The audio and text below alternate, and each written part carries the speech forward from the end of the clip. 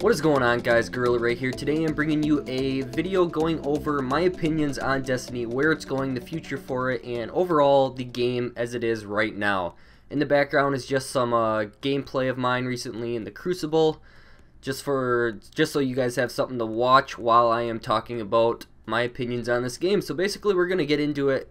We're going to start out with the storyline and basically the whole story behind Destiny and what it means basically to be a guardian in this world that we're playing in. So we can all agree basically that it is pretty lacking in a sense when it comes to the storyline in Destiny. So if you play through the entire story missions, everything, you still have a very good chance of not understanding really what the hell's going on, which is the way I was.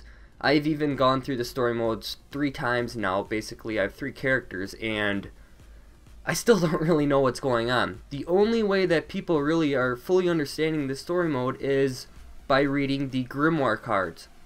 Now the Grimoire cards are basically, you achieve them throughout the game, and whenever you see that little, I guess, caption show up at the bottom saying, oh, you've reached 500 kills with a Warlock or some shit like that, you basically get a Grimoire card for it, and that gets added to the amount of Grimoire cards you get throughout the game. And really, the only way to view those is to go to an off-site website, like go on the internet and actually look up your Grimoire cards and look up your account, or you can use the app on your phone and look it up from there. But overall, I mean, for a game to have a story mode and to have the story not really clear and then have people have to go to an offline source to even understand it is somewhat disappointing to me. I thought it was going to be a little more well explained throughout the story missions and actually be able to know what's going on throughout it and have a purpose for the missions you're going into. I mean, your ghost, I mean, what does the ghost even mean? Like, the ghost is there to talk to you and tell you, I guess, what to do every once in a while, but it really doesn't explain a lot of stuff. A lot of times it even says, oh, I don't even have time to explain myself. Like, how is that going to help us understand what we're doing? But next thing we're going to actually go into is the Crucible. So I like the Crucible. I play it, not a lot, but I play it here and there and have some fun with it. Now, the weapon balances in this can be somewhat deceiving. Really, you can use any weapon in the Crucible and it can be, I mean, pretty good. You can do pretty good with really any weapon, except for that new exotic, the No Land Beyond sniper rifle. I tried using it. I bought it from Xur.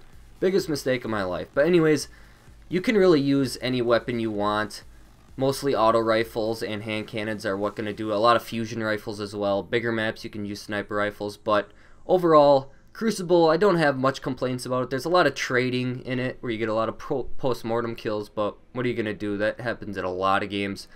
Another thing too is the map rotations are pretty shitty. Like, I can go through the skirmish maps for the DLC, The Dark Below, and play on the same exact map like 5 times in a row, which can get really, really frustrating. But I mean, it's overall pretty good. I can't complain too much about the Crucible, and it's a nice way to get away from the story mode, doing bounties and whatnot, and be able to have a little fun if you want to play with your friends and whatnot. But next we're going to get into, I guess, time management and how much time it actually takes in Destiny to play it and do well in it. So I have 3 characters. I have a Warlock level 31, a Hunter 31, and a Titan that is just getting up to around 15, so I'm almost getting him up enough to actually start getting some good gear and whatnot.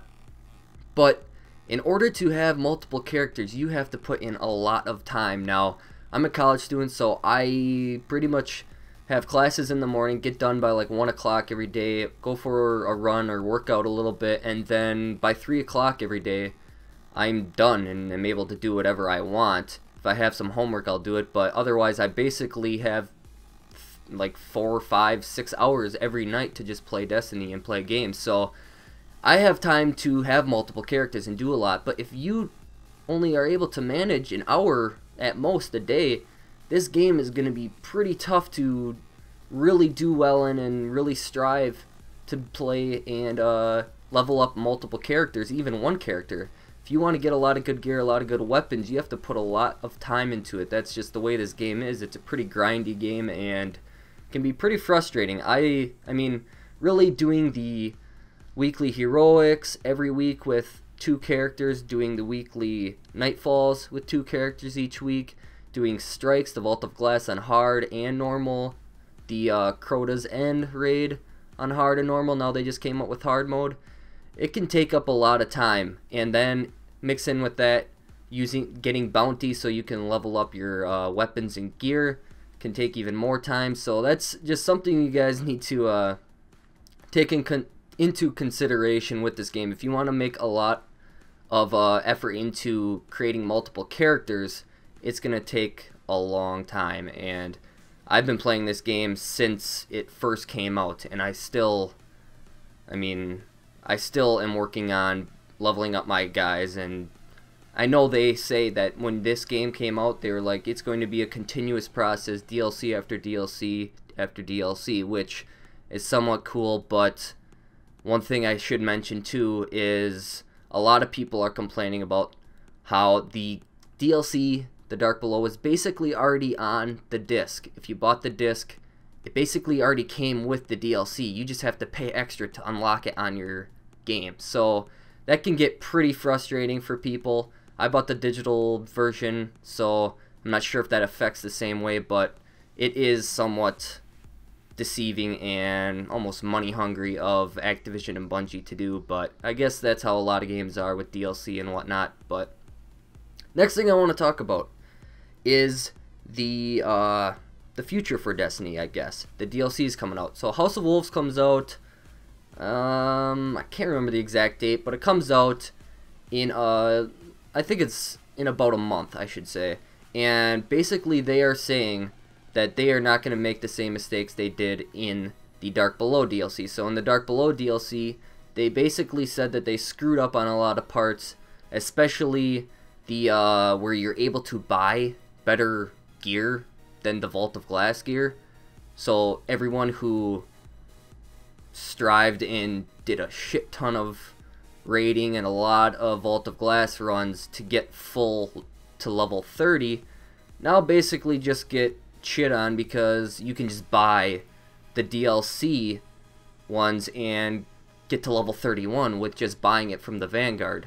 So really, that's really not good of them to do, especially for people who don't have the DLC. So I think that was kind of a strategy to them, maybe a scheme of theirs to, oh, if we let the people who buy the DLC able to upgrade to a better than if you don't have the DLC, then maybe that'll get people to buy the DLC even more. I don't know, that's just my thinking. I may be wrong. Who knows? But that's just my opinion on it. You guys have your own opinion, but I guess the next thing I want to say too is they screwed up on the exotic weapons and exotic gear when you, for the DLC I should say. I guess if you buy an upgraded version from Xur, you can trade in your old like level 300 attack and trade it in for the new 331 attack.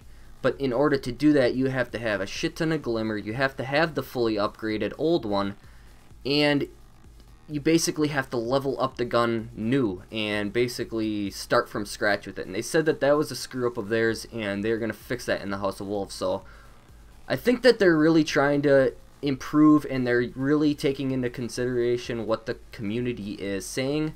And I think that they're really trying to make the game better for us, and they think that they're actually putting some effort into what we have to say about the game.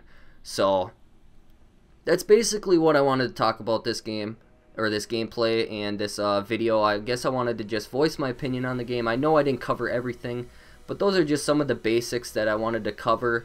And this gameplay is coming to an end pretty soon. But thanks for checking this video out. I appreciate it. If you guys want to hit that like button if you liked it, if you enjoyed it, then make sure you do that. If you want to see more gameplays like this, if you want to see some more Destiny videos, reviews, whatnot, then make sure to subscribe. So thanks for checking out this quick review video. Have a nice day, and I will talk to you all later.